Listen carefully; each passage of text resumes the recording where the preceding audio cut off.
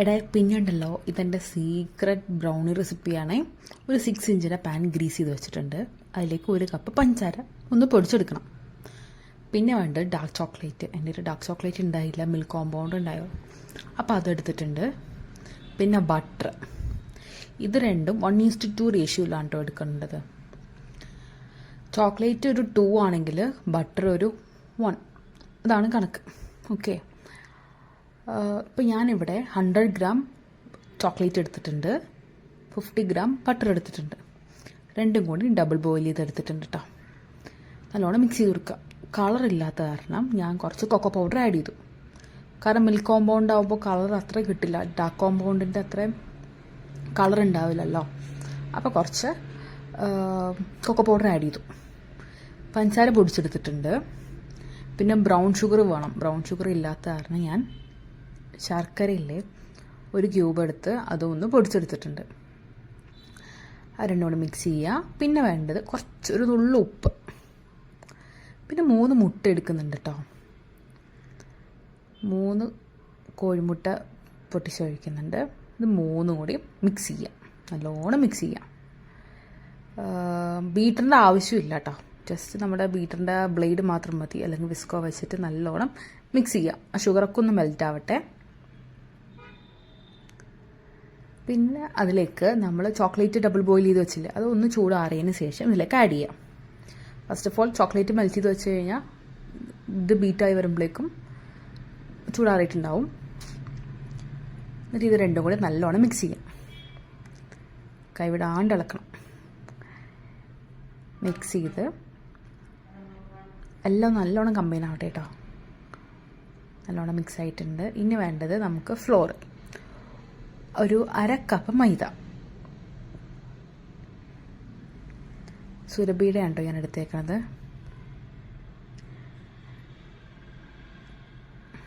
ഇത് പറയിലിട്ട് കൂടുതലുണ്ട്, കുഴപ്പമില്ല. പിന്നെ വേണ്ടത് കൊക്കോ പൗഡർ. അതൊരു 1/4 കപ്പ്. ഒരു 1/4. രണ്ടും കൂടി ഇട്ട് നല്ലോണം മിക്സ് ചെയ്യാം. സീവ് ചെയ്തെടുക്കില്ലേ, അങ്ങനെ ചെയ്യാം. ചിലവർ ബേക്കിംഗ് പൗഡർ ഇടും കേട്ടോ. സോഡ അല്ല, ബേക്കിംഗ് പൗഡർ ഇടും, പക്ഷെ ഞാൻ ഇടുന്നില്ല. രണ്ടും കൂടി സീവ് ചെയ്ത് അതിലേക്ക് ഇടുന്നുണ്ട്.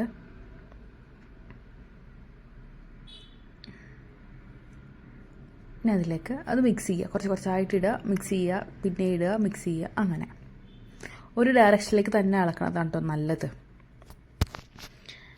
എല്ലാം മിക്സായി കിട്ടിയിട്ടുണ്ട്. ഇനി ഇതിലേക്ക് കുറച്ച് ചോക്ലേറ്റ് പീസ് ഇങ്ങനെ ക്യൂബായിട്ട് കട്ട് ചെയ്ത് ഇട്ട് കൊടുത്തു കഴിഞ്ഞാൽ നല്ലതായിരിക്കും. അത് നമ്മുടെ ഇഷ്ടമുണ്ട്, എത്ര വേണമെങ്കിലും ഇടാം. അതൊന്ന് മിക്സ് ചെയ്ത് കഴിഞ്ഞിട്ട് നമ്മുടെ പാനിലേക്ക് ഒഴിക്കും. ഇതൊരു 6 ഇഞ്ചിൻ്റെ ട്രേ ആണ്, അതിലേക്ക് ഒഴിക്കുന്നുണ്ട്.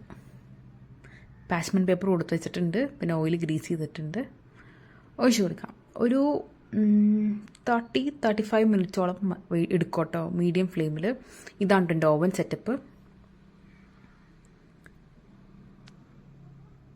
30-35 കഴിയുമ്പോൾ ഞാൻ നോക്കുമ്പോൾ ഓൾമോസ്റ്റ് നല്ല ഇതൊക്കെ വന്നിട്ടുണ്ട്. നോക്കുമ്പോൾ എന്താ ഒട്ടിനും പിടിച്ചിട്ടില്ല. സോ ഫ്ലെയിം ഓഫ് ചെയ്തു. അപ്പോൾ തന്നെ അതിൽ എടുത്ത് മാറ്റണം കേട്ടോ, അല്ലെങ്കിൽ ഇരുന്ന് അത് ഇതായിപ്പോവും, മുരിഞ്ഞു പോവും. പിന്നെ പാഷ്മെൻറ്റ് പേപ്പർ മാറ്റി കൊടുക്കുന്നുണ്ട്.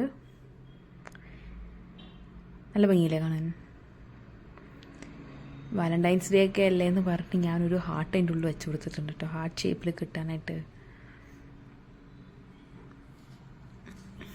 ഇക്കാനെ കൊണ്ടാണ്ടോ ചെയ്യിപ്പിക്കണം. ബ്രൗണി പൊട്ടാണ്ട് സൂക്ഷിച്ചെടുത്തതാണെന്ന് ഞാൻ പറഞ്ഞിട്ടുണ്ടായിരുന്നു. ഒരു വിധത്തിൽ കിട്ടിയിട്ടുണ്ട്. ഇക്ക ചെയ്യണ കണ്ടിട്ട് അവൻ എടുത്തിട്ട് അവൻ കട്ട് ചെയ്യാൻ നോക്കുകയാണ്. അപ്പോൾ എല്ലാവർക്കും ഇഷ്ടമായെന്ന് വിചാരിക്കണു. ട്രൈ ചെയ്യും, ഭയങ്കര സുഖമാണ്.